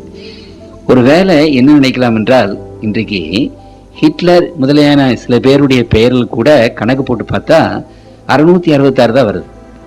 அநேகருடைய பெயர்கள் கூட சில பேர்கள்லாம். அப்படியானால் கத்தோலிக்கர் என்ன சொல்றாங்க, எங்களை மாத்திரம் 666 சொல்றீங்களே, இன்னும் அநேகருடைய பெயர்களுக்கு 666 வருதே அப்படின்னு சொல்றாங்க. ஆனா கர்த்தருக்குள் பிரியமானவர்களே, இந்த மிருகம் யார் என்பதை குறித்து ஆண்டவர் அநேக அடையாளங்களை கொடுக்கிறார். உங்களுக்கு புரியுதுங்களா? அந்த அநேக அடையாளங்கள்ல இது ஒண்ணுதான். புரியுதுங்களா? இப்ப ஹிட்லருக்கு இந்த இது சரியா இருக்குது, அடாப்ட் ஹிட்லர்ன்னு சொன்னா 666 வருது. சரி, அவருக்கு அடாப்ட் ஹிட்லர்னு சொல்றதுக்கு இது ஒண்ணுதான் அடையாளம், அடாப்ட் ஹிட்லருக்கு. ஆனா திருமறையில என்ன சொல்லுது? அநேக இந்த மிருகத்தை பற்றிய அடையாளங்கள் நான் அன்னைக்கு 12 சொன்னேன், இன்றைக்கு 3-4 சொன்னேன். ஆகவே ஏறக்குறைய 15 அடையாளங்கள் இருக்கிறது. அந்த மிருகம் யார் என்று திட்டவட்டமாக கண்டுபிடிப்பதற்கு ஆண்டவர் ஒரு 15 அடையாளங்களை கொடுத்திருக்கிறார். இந்த 15 அடையாளங்களில இந்த நண்பர் ஒன்றுதான். உங்களுக்கு புரியுதுங்களா? புரியுதுங்களா? அப்ப மற்ற 14 அடையாளங்களும் இருக்கணும். இப்ப ஹிட்லர் 666ன்னு சொன்னா இந்த ஒன்றுதான் அந்த ஹிட்லருக்கு பொருந்ததே ஒழிய மற்ற 14 அடையாளங்களும் ஹிட்லருக்கு பொருந்தாது. உங்களுக்கு புரியுதுங்களா? இந்த 14ல இது 15வது அடையாளம். இந்த 14ம் சரியா வரணும், அப்பதான் இந்த 15ம் சரியாக வரும். ஆகவே உங்களுக்கு புரிகிறதா? சரி, இப்பொழுது கர்த்தருக்குள் பிரியமானவர்களே, இந்த மிருகத்தின் முத்திரை என்பது என்ன? கத்தோலிக்கர் ஒரு முத்திரை வச்சிருக்கிறாங்க. ஆண்டவருடைய முத்திரை என்பது என்ன? ஏசாயா 8ஆம் அதிகாரம் 16வது வசனத்துல நான் வாசிக்கிறேன் பாருங்க. சாட்சி ஆகமத்தை கட்டி என் சீஷருக்குள்ளே வேதத்தை முத்திரையிடு என்ற சாட்சி ஆகும். சரி, 20வது வசனத்தை வாசிங்க. 8:20 வேதத்தையும் சாட்சி ஆகமத்தையும் கவனிக்க வேண்டும். இந்த வார்த்தையின்படியே சொல்லாவிட்டால் அவர்களுக்கு விடிய காலத்து வெளிச்சம் இல்லை. இந்த அற்புதங்கள் அடையாளங்கள் எல்லாம் செய்துட்டு வர்றாங்களே, இந்த அற்புதங்கள் அஞ்ஞான மார்க்கத்திலிருந்து இருக்குது, கிறிஸ்துவ மார்க்கத்திலையும் இருக்குது. அற்புத அடையாளங்கள் எல்லாம் செய்துட்டு வர்றவங்களை எப்படி டெஸ்ட் பண்ணுவது என்றால், வேதத்துல அதை பற்றி இன்னொரு நாளைக்கு நான் சொல்றேன். ஆனால் ஒரு அடையாளம் என்னன்னா, சாட்சி ஆகமத்தையும் வேதத்தையும் சாட்சி ஆகமத்தையும் கவனிக்க வேண்டும். வேதம் வேதம் என்று சொல்லும்போது கர்த்தருக்குள் பிரியமானவர்களே, 10 கற்பனைக்கு தான் வேதம்னு தமிழ்ல பேர். இந்த 10 கற்பனையை சுற்றி இந்த புத்தகம் எழுதப்பட்டபடினால இதுக்கு வேத புத்தகம்னு பேர். ஆனா இதுக்கு சரியான பேர் என்ன தெரியுங்களா? சாட்சி ஆகமம். இந்த பைபிளுக்கு வேதம் கொடுக்கிற பெயர் என்ன? சாட்சி ஆகமம். இந்த வேதம் என்று சொன்ன ஆங்கிலத்தில் வாசித்து பாருங்க, லா லா என்று வரும். வேதம் என்பது சட்டம். அப்போ யாரையாவது நீங்கள் அற்புதம் செய்யறவங்க, அடையாளம் செய்யறவங்க, அல்லது யாராவது பிரசங்கம் பண்றவங்க, யாராவது இது கடவுளுடைய பிள்ளைகளா இல்லையா என்று சோதித்து பார்ப்பதற்கு கடவுள் என்ன சொல்றார்? To the law and to the testimony. சாட்சிய வேதத்தையும் சாட்சி ஆகமத்தையும் கவனித்து பாருங்க. அவங்க பேசுவது எல்லாம் இந்த வேதத்துக்கும் 10 கற்பனைக்கும் இந்த வேத வசனங்களுக்கும் சாட்சி ஆகமத்துக்கு ஒத்திருந்தால் அவர்கள் கடவுளத்திலிருந்து வந்தவர்கள் என்ற அர்த்தம். இந்த வேத 10 கற்பனைக்கும் இந்த வேத வசனங்களுக்கும் ஒத்திராவிட்டால் அவர்கள் எப்படிப்பட்ட பிரம்மாண்டமான ஆட்களாக இருந்தாலும், தெய்வ ரூபத்திலே வந்தாலும், அல்லது பிரம்மாண்டமான அற்புதங்களை அடையாளங்களை செய்தாலும் அவர்கள் கடவுளிடத்திலிருந்து வரவில்லை என்பதை வேதம் தீர்மானமாக நமக்கு சொல்கிறது. ஏனென்றால் மற்ற கடவுள் இல்லாத மற்ற மக்களும் ஏராளமான அற்புதங்கள் செய்வார்கள் என்று வேதத்தில் சொல்லப்பட்டிருக்கிறது. இன்னொரு நாளைக்கு அதை குறித்து நான் பேசுகிறேன். ஆகவே கர்த்தருக்குள் பிரியமானவர்களே, இங்கே பாருங்க 16 சாட்சி ஆகமத்தை கட்டி, இந்த வேதத்தை கட்டி என் சீஷருக்குள்ளே வேதத்தை முத்திரையிடு என்ற. வேதத்தில் முத்திரையிடு. அப்ப பொதுவா முத்திரை எங்க இருக்குது சொல்லுங்க? இன்னைக்கு கலெக்டர் ஒரு சொல்லுகிற 2000 ரூபாய் வருமானம் உள்ளவங்களுக்கு, கீழே உள்ளவங்களுக்கு எல்லாம் ரேஷன்ஸ் கார்டு கொடுக்கப்பட வேண்டும் என்று கலெக்டர் ஒரு உத்தரவு போடுகிறார். அப்ப கலெக்டர் உத்தரவு போட்டுல அந்த உத்தரவை போட்டு தன்னுடைய முத்திரையை போடுறார். இது புரியுதுங்களா? சரி, அந்த முத்திரையில என்ன இருக்குதுன்னு நினைக்கிறேன்? சட்டத்துலதான் எப்பவுமே முத்திரை இருக்கும் இல்லைங்களா? முத்திரை இல்லாத சட்டம் இருக்காது. சட்டம் சொன்னா அதுல முத்திரை போட்டாதான் அந்த சட்டம் செல்லுபடியாகும். புரியுதுங்களா? கையெழுத்து போடணும், கையெழுத்து, மற்ற காரியங்கள் அங்க இருக்கும். புரியுதுங்களா? 3 காரியம் வரும். என்ன காரியம்னா அந்த முத்திரையில 3 காரியம் வரும். ஒன்று பெயர் வரும், இன்னொன்று அவருடைய அதிகாரம் வரும், இன்னொன்று அந்த அதிகாரத்தின் எல்லை. 3 அங்க இருக்கும் அந்த முத்திரையில. யார் முத்திரை போட்டாலும் சரி. சரி, இன்று கலெக்டர் அவர்கள் ஒரு முத்திரை போடுறாங்கன்னு வச்சுங்க இங்கே, புரியுதுங்களா? 2000 வருமானம் உள்ளவங்க, கீழே உள்ளவங்களுக்கு எல்லாம் ரேஷன் கார்டு கொடுக்கப்படும் என்று சொல்லி, அப்ப கலெக்டருடைய பெயர் இருக்கும். உங்களுக்கு புரியுதுங்களா? அவர் பெயர் என்னவென்று தெரியவில்லை. கலெக்டர் இங்கு செங்கை மாவட்டம் என்று உங்களுக்கு அந்த 3 இது இருக்கும். சரி, ஒரு ஹெட்மாஸ்டர், ஒரு பிரின்சிபால் ஒரு அனுப்புறாங்கன்னு வச்சுங்க, ஒரு ஆர்டர் அனுப்புறாங்க ஸ்கூலுக்கு. அப்ப அந்த பிரின்சிபாலுடைய பெயர் பிரின்சிபால் இந்த ஸ்கூல். புரியுதுங்களா? சரி, ஒரு முனிசிபாலிட்டியில சேர்மன், அவர் ஒரு முத்திரை போட்டா அந்த சேர்மன் பெயர் சேர்மன் முனிசிபல், காஞ்சிபுரம் முனிசிபாலிட்டி. உங்களுக்கு புரியுதுங்களா? அப்ப முத்திரையில 3 காரியங்கள் இருக்கும். ஒன்று அவருடைய பெயர் இருக்கும், 2வது அவருடைய அதிகாரத்தினுடைய பெயர் இருக்கும், 3வது அந்த எல்லை இருக்கும். உங்களுக்கு புரியுதுங்களா? இந்த 3 இருக்கும். அந்த முத்திரைகள் எப்பொழுதும் சட்டத்துலதான் வரும். சட்டம் இருந்தா தான் அந்த முத்திரை போட்டாதான் அந்த சட்டம் செல்லும். முத்திரைகள் வேற எங்கும் வராது, வேற எங்கேயும் போட மாட்டாங்க. இந்த சட்டத்துலதான் முத்திரை போடுவாங்க. முத்திரைனா பேரு இதெல்லாம் போடுவாங்க. அப்படியானால் இங்க சொல்றாரு கடவுள், அந்த வேதத்துல முத்திரை போடு. அப்படியானால் முத்திரை எங்க இருக்கிறது? அந்த வேதத்துல இருக்கிறது. உங்களுக்கு புரியுதுங்களா? வேதம் என்றால் 10 கற்பனைகள் இருக்குது. சரி, ஆண்டவர் 10 கற்பனை கொடுத்தாரு, சட்டங்கள் கொடுத்த மாதிரி கடவுளும் நமக்கு 10 கற்பனை எழுதி கொடுத்தாரு அல்லவா? பரலோகத்தின் தேவன் கொடுத்த சட்டங்கள். அப்படியானால் இன்றைக்கு திடீரென்று யாராவது எழும்பி இது நான் சொன்ன சட்டம் தான் சொல்லலாம், நான் போட்ட சட்டம் தான் சொல்லலாம். ஆகவே ஆண்டவர் இந்த சட்டத்துல தன்னுடைய முத்திரையை வைத்திருக்கிறார். அந்த முத்திரை இல்லைன்னா அந்த சட்டம் செல்லுபடியாகாது. உங்களுக்கு புரியுதுங்களா? ஆகவே என்ன சட்டம்? இந்த 10 பிரமாணங்களில வேதம் சொல்லுது சாட்சியாக சாட்சி, அந்த வேதத்திலே முத்திரையிடு. சரி, அப்போ இந்த 10 பிரமாணங்களை ஆண்டவர் கொடுத்திருக்கிறாரு. இந்த 10 பிரமாணங்கள்ல எதுல அந்த முத்திரை இருக்கிறது? என்னையன்றி உனக்கு வேற தேவர்கள் உண்டாயிருக்க வேண்டாம். முதல் கற்பனை 3வது வசனம். இதுல என்னையன்றின்னு போடப்பட்டிருக்கிறது, பேருமில்ல ஒன்றும் கிடையாது.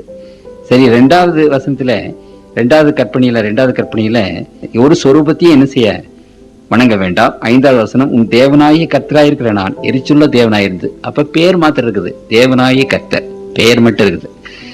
அந்த 2வது கற்பனையில வேற இது கிடையாது. சரி, 3வது கற்பனை எடுத்துங்க, உன் தேவனாகிய கர்த்தருடைய நாமத்தை வீணிலே வழங்காதிருப்பாயாக. பேர் இருக்கிறது, ஆண்டவருடைய பெயர் அங்கே இருக்கிறது. சரி, 5வது கற்பனையை கொண்டு போங்க. 5வது கற்பனை, உன் தேவனாகிய கர்த்தர் உனக்கு கொடுக்கும் தேசத்தில் உன் நாட்கள் நீடித்திருப்பதற்கு உன் தகப்பனையும் தாயையும் கனம் பண்ணு. அப்படியானால் தேவன் என்ற பெயர் மாத்திரம் அங்கே இருக்கிறது. கொலை செய்யாதிருப்பாயாக, விபச்சாரம் செய்யாதிருப்பாயாக, களவு செய்யாதிருப்பாயாக, பிறனுக்கு விரோதமாய் பொய் சாட்சி சொல்லாதிருப்பாயாக, பிறனுடைய வீட்டை இச்சியாதிருப்பாயாக. அப்போ இந்த கற்பனைகளெல்லாம் ஒண்ணுமே கிடையாது. உங்களுக்கு புரியுதுங்களா? அப்படியானால் வேதத்தை முத்திரையிடு ஆண்டவர் சொன்னாரு. அப்ப வேதத்துல எந்த கற்பனையில முத்திரை இருக்கிறது என்று சொன்னால் நல்லா கவனிங்க. 4வது கற்பனை எடுத்துங்க. ஓய்வு நாளை பரிசுத்தமாய் ஆசரிக்க நினைப்பாயாக. 7ஆம் நாளோ உன் தேவனாகிய கர்த்தருடைய ஓய்வு நாள். பேர் வந்துருச்சு பாருங்க, உன் தேவனாகிய கர்த்தர். அதுல நீயானாலும், உன் குமாரனானாலும், உன் குமார்த்தியானாலும், உன் வேலைக்காரனானாலும், உன் வேலைக்காரியானாலும், உன் மிருக ஜீவனானாலும், உன் வாசல்களில் இருக்கிற அந்நியனானாலும் யாதொரு வேலையும் செய்ய வேண்டாம். கர்த்தர், மறுபடியும் பேர் வந்துருச்சு பாருங்க. 6 நாட்களுக்குள்ளே வானத்தையும் பூமியும் சமுத்திரத்தையும் அவைகளில் உள்ள எல்லாவற்றையும் உண்டாக்கி 7ஆம் நாளிலே ஓய்ந்திருந்தார். ஆகவே இங்கு நாம என்ன வாசிக்கிறோம் என்றால், உன் தேவனாகிய கர்த்தர் பெயர் வந்துட்டு. 2வது உண்டாக்கி சிருஷ்டித்தார், அவருடைய வேலை. உண்டாக்கி சிருஷ்டிகர்த்தா, அவருடைய வேலை. சரி, எல்லை எது? வானமும் பூமியும் சமுத்திரமும். உங்களுக்கு புரியுதுங்களா? அப்படியானால் தேவனாகி கர்த்தர் என்ற பெயர் அங்கே இருக்கிறது. அவர் செய்யக்கூடிய வேலை என்ன? அத்தாரிட்டி என்ன? கலெக்டர் அல்லது பிரைம் மினிஸ்டர் அல்லது சீஃப் மினிஸ்டர் என்பது போல சிருஷ்டிகர்த்தா, கிரியேட்டர், அவருடைய அது வேலை. அப்புறம் எல்லை என்ன? தமிழ்நாடு என்று சொல்ல மாதிரி வானமும் பூமியும் சமுத்திரமும் அங்கே இருக்கிறது. அப்படியானால் பரிசுத்த அந்த கற்பனைகளிலே இந்த வேதத்தை கட்டி முத்திரை போடு என்று சொன்னாரே, அப்படியானால் இந்த இந்த 10 கற்பனைகளிலே முத்திரை எங்கே இருக்கிறது? அந்த 4வது கற்பனையில தான் இருக்கிறது. புரியுதுங்களா?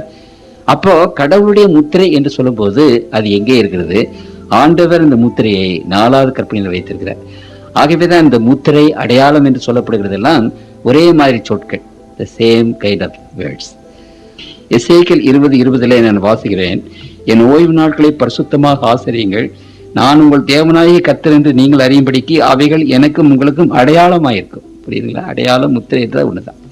சரி, 12வது வசனத்துல வாசிக்கிறேன். 12வது வசனத்துல வாசிக்கிறோம். நான் தங்களை பரிசுத்தம் பண்ணுகிற கர்த்தர் என்று நான் அவர்கள் அறியும்படிக்கு எனக்கும் அவர்களுக்கும் அடையாளமாயிருப்பதற்காக என் ஓய்வு நாட்களை கட்டளையிட்டேன். யாத்திரையாகமம் 31ஆம் அதிகாரத்துல வாசிங்க. சில வசனங்கள் மாத்திரம் நான் வாசிக்கிறேன். 31:13 வாசிங்க. நீ இஸ்ரவேல் புத்திரை நோக்கி என் ஓய்வு நாட்களை ஆசரிக்க வேண்டும், உங்களை பரிசுத்தம் பண்ணுகிற கர்த்தர் என்று நான் என்பதை நீங்கள் அறியும்படி இது உங்கள் தலைமுறை தோறும் எனக்கும் உங்களுக்கும் அடையாளமாயிருக்கும். சரி, 17வது வசனத்தை வாசிங்க. அது என்றைக்கும் எனக்கும் இஸ்ரவேல் புத்திரருக்கும் அடையாளமாயிருக்கும்.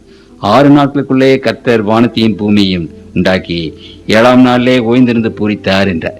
அடையாளம் அடையாளம்னு வேதத்துல எத்தனை தடவை பேசுது? வேற எதுக்கு அடையாளம்னு பேசுது? இன்றைய கிறிஸ்துவ நாம சிலுவை வச்சிருக்கிறோமே, சிலுவை அடையாளம் என்று வேதத்துல எங்கேயாவது ஒரு வசனம் இருக்கா? கிறிஸ்தவர்களுக்கு சிலுவைதான் அடையாளம் என்று வேதத்துல எங்கேயாவது ஒரு வசனம் இருக்கிறதுன்னு நினைக்கிறீங்களா? இந்த வேதத்தில் அநேக முறை ஓய்வு நாள் எனக்கும் உனக்கும் அடையாளம் என்று சொல்லி ஆண்டவர் எவ்வளவு தடவை சொன்னார். அதை பற்றி யாரு கவலைப்படுறா? அது முத்திரை என்பதை வேதம், அடையாளம் முத்திரையெல்லாம் ஒன்றுதான், அது ஒரே வார்த்தைகள். அது உங்களுக்கு புரிகிறது. ஆகவே திருமறை என்ன சொல்கிறது? இந்த பரிசுத்த ஓய்வு நாள் ஆசரிப்பு, 7ஆம் நாள் ஆசரிப்பு தான் கடவுளுடைய முத்திரை.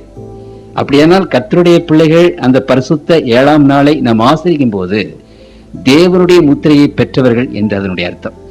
அதுவும் விசேஷ விதமாக மறைக்கப்பட்டு கிடந்த, இந்த மறைந்து போய் அநேக நூற்றாண்டுகளாக மறைந்து கிடந்த இந்த சத்தியம் இந்த கடைசி நாட்களிலே அது மறுபடியுமாக துளிர் விட்டு எழும்பும், மக்கள் மத்தியில வைக்கப்படும். ஆகவேதான் கடைசி நாளிலே அந்த 4 தூதர்களும் 4 காற்றுகளை பிடித்து கொண்டு தேவனுடைய பிள்ளைகளுடைய நெற்றியிலே முத்திரை போட்டு தீருமளவும். உங்களுக்கு புரியுதுங்களா? இந்த கடைசி நாளில அந்த முத்திரையினுடைய அந்த விசேஷமான அந்த செய்தியை கடைசி நாட்களில் தேவன் உலகமெங்கும் இருக்கிற மக்களுக்கு அதை சொல்லி அதை ரிசீவ் பண்ணுகிறவர்கள், அதை ஏற்றுக்கொள்கிறவர்கள் மேலே ஆண்டவர் இந்த முத்திரை தரிப்பார் என்று வேதம் அங்கு விசேஷ விதமாக அங்கு சொல்லுகிறது. இதுதான் ஆண்டவருடைய முத்திரை. புரியுதுங்களா? இந்த முத்திரை எங்கே இருக்கிறது? அந்த 4வது பிரமாணத்துல தான் இருக்குது. அப்போ ஆண்டவருடைய முத்திரை என்பது பரிசுத்த ஓய்வு நாள் ஆசரிப்பு. ஆகவே இந்த கடைசி நாட்களிலே இந்த பெரிய அழிவுகள் வருவதற்கு முன்னதாக, பிரம்மாண்டமான அழிவுகளுக்கு வருவதற்கு முன்னதாக ஆண்டவர் தம்முடைய பிள்ளைகளை முத்திரை போட்டு அவர் அந்த முத்திரை போட்டு விலக்கிக் கொள்வார். தம்முடைய பிள்ளைகளை முத்திரை போட்டு ஐடென்டிஃபை பண்ணுவார். அப்படி முத்திரை பெற்றவர்கள் இந்த வரப்போகிற அந்த வாதனையில அவர்கள் அகப்பட மாட்டார்கள். அவர்கள் தேவனுடைய சிங்காசனத்துக்கு முன்பாக நிற்பார்கள் என்று திருமறை உங்களுக்கு சொல்கிறது. சரி, அப்படியானால் இன்றைக்கு மிருகத்தினுடைய முத்திரை என்ன? நான் உங்களுக்கு சொன்னேன், மிருகம் என்பது கத்தோலிக்க திருச்சபையை குறிக்கிறது. சரி, அப்ப கத்தோலிக்க திருச்சபை தங்களுடைய அதிகாரத்தை பற்றி பேசும்போது என்ன சொல்கிறார் என்று கவனியுங்கள். இங்கே நான் வாசிக்கிறேன். The mark of apostasy. Cardinal Gibbons என்பவர், அவருடைய கார்டினல் கிப்பன்ஸ் என்பவர், அவரே இதை குறித்து என்ன எழுதுகிறார் என்றால், எழுதியிருக்கிறார். கிறிஸ்டியன் டாக்டரின் என்ற புத்தகத்தில் 1833 வருஷம் அச்சடிக்கப்பட்ட புத்தகம், பக்கம் 58வது பக்கம். அந்த புத்தகத்தில் அவர் என்ன எழுதியிருக்கிறார்? By changing the Sabbath from Saturday to Sunday, which Protestants allow of, is the mark of the Catholic Church. அப்படியானால் இந்த கத்தோலிக்க திருச்சபை என்ன சொல்கிறது? எங்களுக்கு அதிகாரம் இருக்கிறது. எப்படி உங்களுக்கு அதிகாரம் இருக்கிறது என்று நிரூபிக்கிறீர்கள் என்று சொன்னால், ஆண்டவர் வைத்த அந்த கட்டளையே நாங்கள் மாற்றிவிட்டோம். ஆண்டவருடைய கட்டளையே மாற்றிவிட்டோம். அவ்வளவுக்கு எங்களுக்கு அதிகாரம் இருக்கிறது. அப்ப உங்க அதிகாரத்தினுடைய அடையாளம் என்ன? இங்க சொல்லுகிறார் reverend Thomas chancellor of cardinal Gibbon சொல்லுகிறார், the first day observance is the authority and mark of the Roman Catholic Church. அவர் சொல்லுகிறார், அந்த ஞாயிற்றுக்கிழமை ஆசரிப்பு தான் ரோமன் கத்தோலிக்க திருச்சபையினுடைய அதிகாரத்தின் முத்திரை என்று சொல்லுகிறார். இதை நாங்கள் உங்களுக்கு எழுதி அநேக கொட்டேஷன்ஸ் எழுதி கையிலே கொடுக்குறோம். உங்களுக்கு புரியுதுங்களா? அப்போ ஆண்டவருடைய அந்த முத்திரைக்கு ஒரு கவுண்டர்ஃபிட், ஒரு போலி, அது ஞாயிற்றுக்கிழமை ஆசரிப்பு. அப்போ ரோமன் கத்தோலிக்க மார்க்கம் என்ன சொல்லுது? கடவுளுடைய கட்டளையே மாற்றி வைக்கக்கூடிய அதிகாரம் எங்களுக்கு இருக்கிறது. அப்படியானால் எங்களுக்கு அதிகாரம் உண்டு என்பதை எதனாலே நீங்கள் அறியலாம் என்றால், கடவுளுடைய கற்பனையே நாங்கள் மாற்றி முதலாவது நாளை ஓய்வு நாளாக வைத்திருக்கிறோம். அதுதான் எங்களுக்கு அதிகாரத்தினுடைய அடையாளம். அப்படியானால் பை கீப்பிங் சண்டே, புரியுதுங்களா, we acknowledge the authority of Roman Catholic Church. அப்படியானால் ஞாயிற்றுக்கிழமை நீங்க ஆசரிக்கிறீங்களே, அதுதான் மிருகத்தினுடைய முத்திரை, அதுதான் கத்தோலிக்க மார்க்கத்தினுடைய முத்திரை, அதிகாரத்தினுடைய முத்திரை. ஆகவே கர்த்தருக்குள் பிரியமானவர்களே, உங்களுக்கு இதை நான் திட்டவட்டமாக எழுதி கொடுத்திருக்கிறேன். அப்போ அந்த முத்திரை என்ன சொல்லுது? ஜான் பால், பாப்பரசுடைய பேரு, பாப்பரசர், கீழே கத்தோலிக்க திருச்சபை அல்லது கத்தோலிக்க உலகம், புரியுதுங்களா? இந்த திருச்சபை இதுதான் சீல் அவங்களுக்கு. அந்த ரோமன் கத்தோலிக்க திருச்சபையினுடைய அதிகாரம், அத்தாரிட்டி எதுல இருக்கிறது என்றால் அந்த ஞாயிற்றுக்கிழமை ஆசரிப்புல இருக்கிறது. அப்ப அவங்க என்ன சொல்றாங்க? நாங்க கொண்டு வந்த அந்த ஞாயிற்றுக்கிழமை தானே நீங்க எல்லாரும் கை கொள்றீங்க, உலகமே கை கொள்ளுது. அப்போ எங்களுடைய அந்த அத்தாரிட்டி, அதிகாரத்தை நீங்க எல்லாம் ஏற்றுக்கிறீங்க, புரியுதுங்களா? சனிக்கிழமை ஞாயிற்றுக்கிழமை என்பது பிரச்சனை அல்ல. அதே மாதிரி ஞாயிற்றுக்கிழமையா சனிக்கிழமையா, கிழமையில என்ன இருக்குதுன்னு நீங்க சொல்லலாம். இது கிழமை இல்லை, கிழமையில சண்டை இல்லை. இது கத்தோலிக்க மார்க்கத்தை, அதன் மூலமாக அஞ்ஞான மார்க்கத்தை பின்பற்றுகிறீர்களா அல்லது ஆண்டவரை பின்பற்றுகிறீர்களா? புரியுதுங்களா? அந்த அத்தாரிட்டி மார்க் என்பது என்னென்றால் யாரை பின் செல்கிறீர்கள், புரியுதுங்களா? அதுதான். ஞாயிற்றுக்கிழமை இருந்தாலும் என்ன, சனிக்கிழமை இருந்தாலும் என்ன என்று நீங்கள் சும்மா சாதாரணமா சொல்லிடுறீங்க. இப்ப இந்த சண்டை சனிக்கிழமைக்கு ஞாயிற்றுக்கிழமைக்குமா? இல்ல. இந்த சண்டை என்னன்னா, நீங்க மனிதனை பின்பற்றுகிறீர்களா அல்லது ஆண்டவரை பின்பற்றுகிறீர்களா, அல்லது ஆண்டவருக்கு விரோதமான ஒரு திருச்சபை நீங்கள் பின்பற்றுகிறீர்களா அல்லது ஆண்டவருடைய கட்டளை பின்பற்றுகிறீர்களா? உங்களுக்கு புரியுதுங்களா? ஆகவே it is not Saturday R Sunday. உங்களுக்கு புரியுதுங்களா? சனிக்கிழமை ஞாயிற்றுக்கிழமை என்ற பிரச்சனை அல்ல. அது இது ஆண்டவரை பின்பற்றுகிறீர்களா அல்லது ஆண்டவருக்கு விரோதமாக இருக்கிற ஒரு சபையை, மனிதர்களை பின்பற்றுகிறீர்களா? அதுதான் இதனுடைய அடையாளம். அப்படியானால் மனிதரை நீங்கள் பின்பற்றினார், தேவனுடைய சபைக்கு விரோதமாக இருக்கிற ஒரு காரியத்தை நீங்கள் பின்பற்றினால் ஞாயிற்றுக்கிழமை ஆசரிங்க, சந்தோஷமா ஆசரிங்க, தாராளமா ஆசரிங்க. யாரும் உங்களை கையை ஆசரிக்க வேண்டாம்னு சொல்ல போறதில்லை, புரியுதுங்களா? நீங்கெல்லாம் படித்தவர்கள், அறிவுள்ளவர்கள், ஞானவான்கள், ஆலோசிக்கிற பிள்ளைகள். அதனால இது எல்லாம் உங்க முன்னால புட்டு வச்சிடற, பிளைனா வச்சிடற, ஓப்பனா. அப்புறம் நீங்க அதை என்ன செய்யணுமோ செய்யுங்க. அதை நாங்க தடுத்து நீங்க செய்ய வேண்டாம்னு சொல்ல போறதில்லை. உங்களுக்கு புரியுதுங்களா? இதுல ஏதாவது உங்களுக்கு ஆர்கியூமெண்ட் இருந்ததுன்னா, உங்களுக்கு விளங்கலைன்னா கேட்டுக்குங்க. இல்ல அதுல இப்படி இல்லை இப்படி இல்லைன்னு சொன்னா ஆர்கியூமெண்ட் பண்ணுங்க. ஆனாலும் கர்த்தருக்குள் பிரியமானவர்களே, இது உலகம் ஒத்துக்கொண்ட உண்மை, இது நான் சொல்ற உண்மை இல்லை, இது அவங்களே ஒத்துக்கொள்ற உண்மை. ஒரு சமயத்துல நான் மதுரையில் பிரசங்கம் பண்ணி கொண்டு இருந்தபோது இந்த மாதிரி கூட்டங்கள் நடத்தி கொண்டிருந்தேன், உங்களுக்கு தெரியணும். அப்பொழுது ஒருவர் என்னை சேலஞ்சு பண்ணார். அப்போ நான் சொன்னேன், ஒரு பிரசங்கத்தை நான் செய்ய போகிறேன், இது நான் செய்கிற பிரசங்கமே இல்லை. ஆகவே கத்தோலிக்க மார்க்கத்தார் அவங்க என்ன சொன்னாங்கன்னு புஸ்தகத்தில் இந்த பக்கம் இந்த புஸ்தகம் இந்த இவர் சொன்னார் அப்படிங்கிறதுலையே வச்சு ஒரு பிரசங்கத்தை பண்ணிட்டு போயிட்டேன். ஆகவே இன்றைக்கு நான் செய்கிற பிரசங்கத்தை எல்லாம் அவங்க சொல்கிறது தான் நான் சொல்கிறேன். கத்தோலிக்க மார்க்க திருச்சபையின் அதிகாரிகள் சொன்னது தான் நான் சொல்கிறேன், நான் சொல்லலை. உங்களுக்கு புரியுதுங்களா? ஞாயிற்றுக்கிழமை என்பது ரோமன் கத்தோலிக்க மார்க்கத்தின் அதிகாரத்தின் சின்னம், அது ஒரு முத்திரை என்று நான் சொல்லலை, அவங்க தான் சொல்றாங்க. உங்களுக்கு புரியுதுங்களா? ஆகவே கர்த்தருக்குள் பிரியமான அதை பற்றி அவங்க வீராப்பு பண்ணிக்கிறாங்க. இந்த மாதிரி அநேக அசோசியேஷன் இன்றைக்கு ஞாயிற்றுக்கிழமை ஆசரிப்பை தீவிரப்படுத்தி வருகிறது. இந்த ஞாயிற்றுக்கிழமை ஆசரிப்பை உலகமெங்கும் கொண்டு வருவதற்கு எல்லா முயற்சிகளும் செய்து கொண்டு வருகிறது. இந்த நாடுகள், இந்த அசோசியேஷன் எல்லா நாடுகளிலும் பிரான்ச் இருக்கிறது. ஆகவே கர்த்தருக்குள் பிரியமானவர்களே, இந்த காலங்களிலே ஞாயிற்றுக்கிழமையை ஓய்வு நாளாக ஆசரிக்க வேண்டும் என்று ஒரு நிர்பந்தம் உலகமெங்கும் இருக்கிற மக்கள் மத்தியில் வந்திருக்கிறது. அது மாத்திரமல்ல, அமெரிக்க நாட்டிலே இருக்கிற 48 நாடுகளிலே இன்றைக்கு 37 நாடுகளிலே ஞாயிற்றுக்கிழமையை அங்கு ஓய்வு நாளாக ஆசரிக்காதவர்களுக்கு ஃபைன் போடுகிறார்கள், சிறை தண்டனை கொடுக்கிறார்கள்.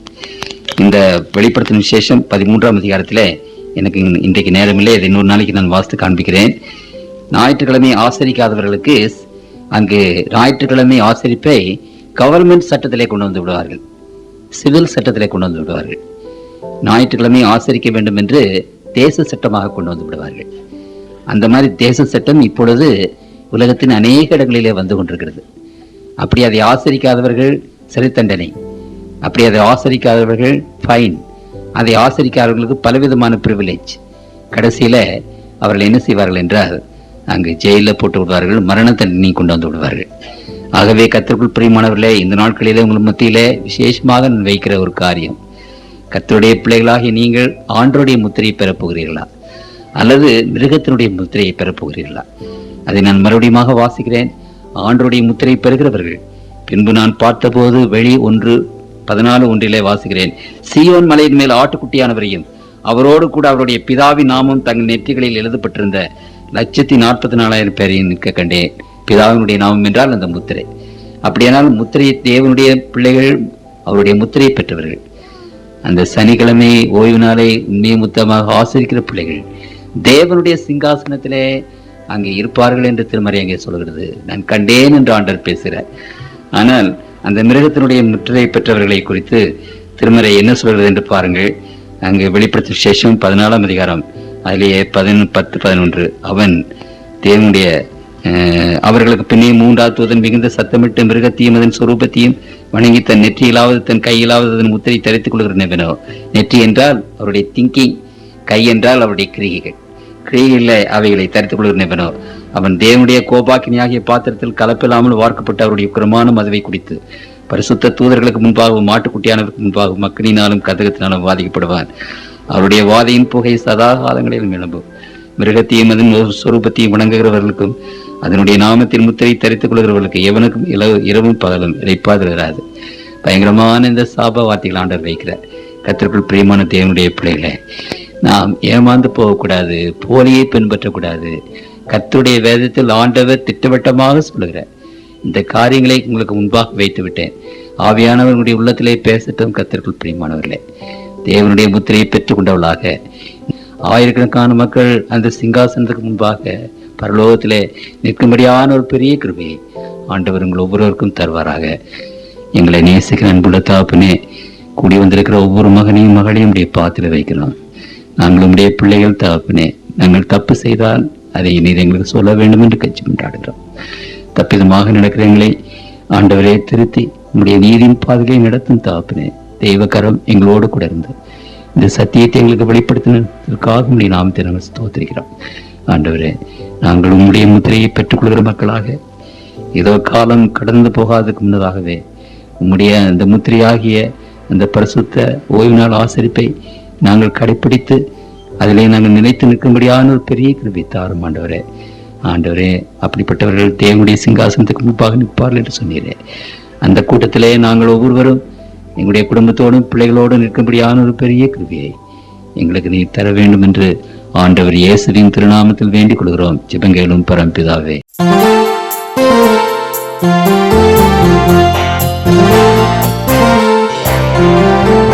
வேலை நாளாரும் சென்று ஓய்வு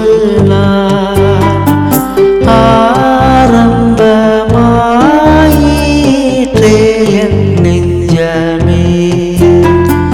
பேராசி நாளாம் இதில் ஓய்ந்திட எழுந்திடாயோ ஆயன் நெஞ்சமே.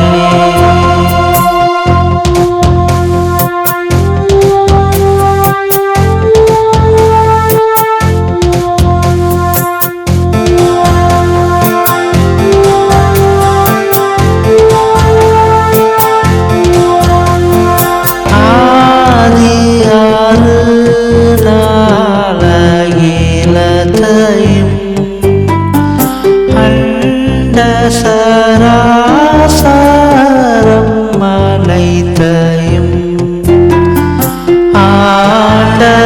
ஆண்டவராக்கி ஏழாம் நாளையே ஓய்ந்தாசனித்தார் இணை நெஞ்சமே.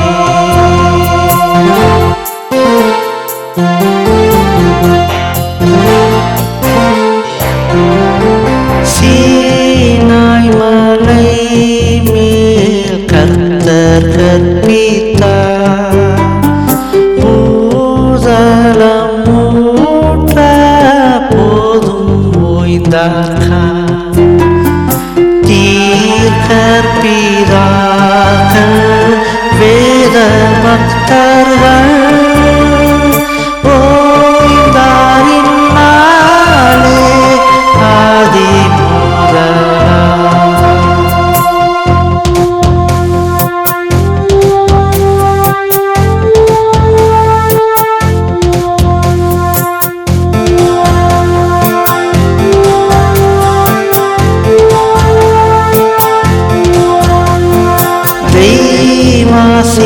தெய்வாசீர்வாதம் வாய்ந்த ஓய்வு